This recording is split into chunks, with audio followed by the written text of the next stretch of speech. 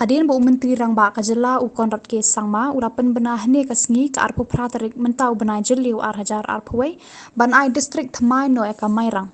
Katu kan ningut kinong ya lamjong ka UDP kilayalet ya kendu u konrat ban pen ken mau biang baki pat ba jong ka sora ki dawa ban ai district no eka civil subdivision sora kenang ban mentoi habaya dei bat karoi ka par jong ka ni kathan. Habaya kran shikilat pathai khubor u president jongka UDP jongka East Khasi Hills u ba Titos Khan ulaya thu ba ka jinga kundu jongki ya u chief minister kalong ban pen mau biang bagi pat ba kani kathan hadu menta kidang ya beteng ya ka jingdawa de ban ai district no ka civil subdivision sora bar ulaya thu ru ba na kalyang jong u chief minister ula ong ba ka sarkar kandang bishar bania habaya de bat kani ka banta.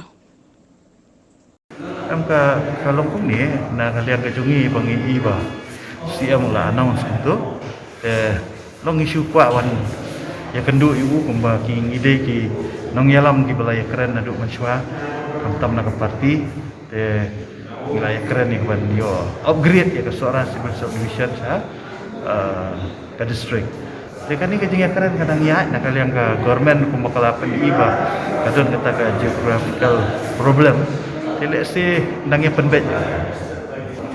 Keempat don kedua ke asuran sebenarnya kamut bala la give up ya ke idea dan mereka kajingnya keren ku mengong itu kan nangya ngidang exercise.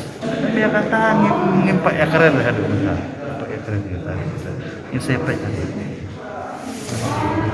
Yo sengi abun ki babu jengkeli balai lah declare mairang sok rapat declare ini syok ngeki Aisyah ada sehingga government kadang lah kajong ke timing buat baik ya.